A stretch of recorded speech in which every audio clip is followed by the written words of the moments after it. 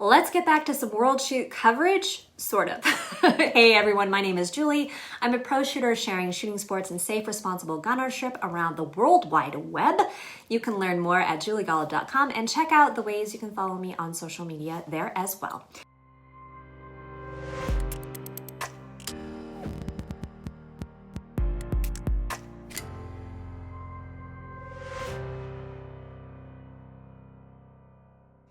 With COVID putting a damper on shooting sports last year, I started to share footage from the IPSC World Shoot, the last one in France. I'll leave links to the previous videos so you can catch up if you need to. I left off at the third day of competition, and in this video, I'm sharing my day 4, my scheduled day off from running and gunning the stages in France.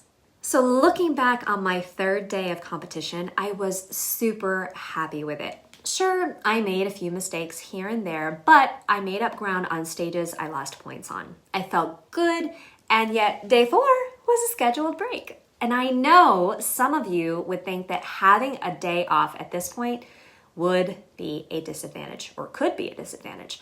Not being able to ride that momentum would make it harder to pick back up again. Some people really hate breaks in competing because they feel it's like starting a whole other match. On the flip side, other shooters really like having some time off. They feel it helps them stay energized and keep in the game.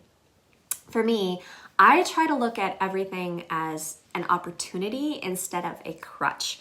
If the schedule had me shooting another day, great. If I had a day off, it meant I could rest up and recharge for the final 2 days of the match. Mindset is huge, especially at this world level. There are a few things I do to try to set myself up for success. The first is choice of lodging. Over the years, I've stayed in hotels or resorts, but outside of the United States, I now prefer to stay in homes or condos. It all started back when I stayed in a little villa in Greece with Rob and Kippy Latham for the World Shoot in Rhodes. And after that experience, I knew for my next international World Shoot, that was the way to go. In France, with Rob and Kippy as my housemates once again, we stayed in our own chateau setup. It's a place called Belle Atray, and I'm gonna just apologize for all of my mispronunciations in this video because I do not speak French and will likely say things incorrectly. So sorry about that. The setup was essentially a row of condos, and at the time, we were the only guests on the estate. There were 3 bedrooms with personal bathrooms, a kitchen, living room, and dining room area. We had a washer and dryer to access, an indoor pool, gaming room, a library, and their beautiful grounds. They even had chickens. For those of you who don't know, I am a chicken mama, and I loved my walks out to see all those hens in their pens. I had no idea they had chickens when we booked it, but it was a little thing that reminded me of home, and so I just loved it.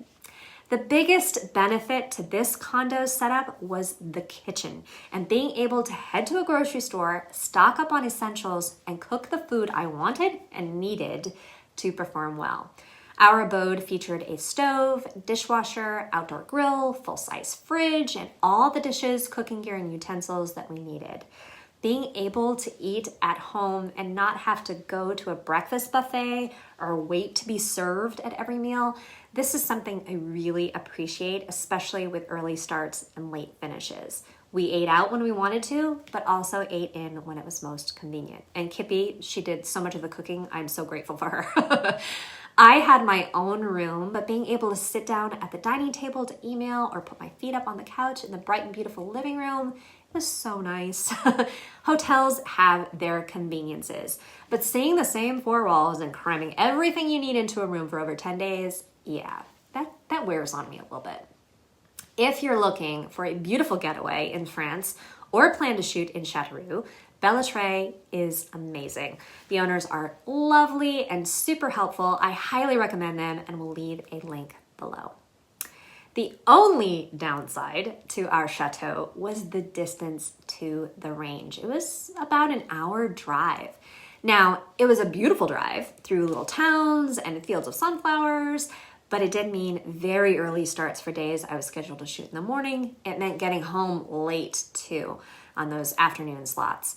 I think it was well worth it, and truthfully, I wouldn't change a thing.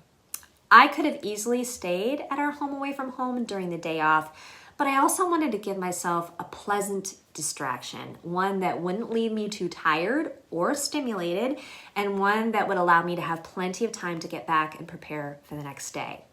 I'd have loved to been able to do more touring, go visit Normandy, visit a winery, stroll through Paris, but I was not in France for vacation. I had one goal, a goal I'd been working on since my first World Shoot in 1999 back in the Philippines. I was not a tourist here. I was on a mission. I did want to do something though. And so Kippy and I set off to visit a castle. They're storming the castle. There happened to be one rather close by, and other than the Royal Palace of Versailles, we made the trip to the most visited chateau in France. There is so much history in this remarkable place. I couldn't begin to cover it all, but I wanted to share some of the things that really spoke to me. I'll also leave links to sources where you can learn more. First, I really enjoyed the way this entire historical site is laid out for visitors. As you park, you just have no idea what you'll be seeing until you walk down the path. And from the little bridges and landscaping and cottages to the first glimpse of the castle, oh, it is breathtaking, and we couldn't have asked for a more perfect day to see it all. There are so many wonderful and unique things to learn about Chenonceau, but something that speaks to me is the influence by women. A little history lesson.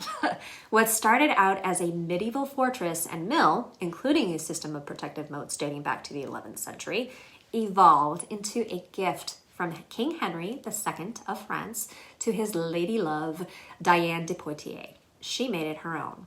Diane was not only beautiful, she was athletic and a huntress. She is responsible for the construction of how the castle spans the River Cher and connects the house to the other side. And according to some sources, this is what allowed her to cross the river easily so she could go and hunt.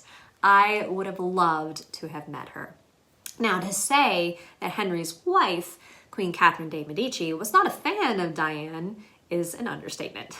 She was not only jealous of the fact that Henry gave this gorgeous property to Diane, Catherine was not happy at all with the role and elevated status the king gave Diane as his favorite mistress.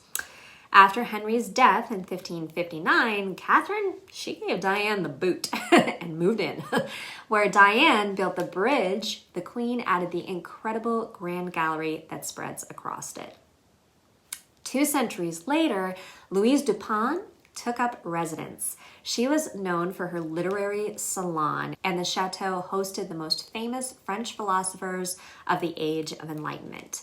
Louise was not only known for her beauty, but for her mind as well. She was quite a revolutionary when it came to speaking about women's roles and rights. She even helped to write a code of women's rights, and it was through her savvy thinking that Chenonceau remained standing through the French Revolution.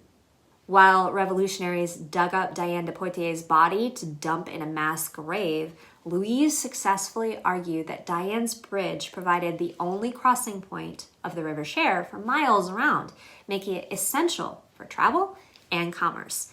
She also saved the chapel from destruction, disguising it as a wood reserve storage area. The architecture and gardens of Chenonceau are breathtaking, and it gives me chills just thinking of the people who walked among the flowers and in those hallways. The gallery, the luscious bedrooms, and finely selected artwork and tapestries, they're all so gorgeous. But some of my favorite places are the simpler ones, the little alcoves, the stairwells, and of course, the kitchen. There's just something about a French kitchen that warms my heart. And Chenonceau not only has a huge kitchen with the largest fireplace in the house, it also has a massive, massive bread oven. There's a pantry, larder, and a butchery. Talk about efficient. To walk through this massive kitchen and think of the incredible meals crafted there, wow. Mind-blowing. Nowadays, it seems so many desire to erase or even destroy the past. Château de Chenonceau illustrates what a mistake that can be. From 1914 to 1918, it was converted into a military hospital treating more than 2,250 wounded. 120 beds were installed in the 2 galleries on the Cher. On the ground floor, a high-performance operating room was equipped with one of the first X-ray radiography machines. It also played a huge role in World War II.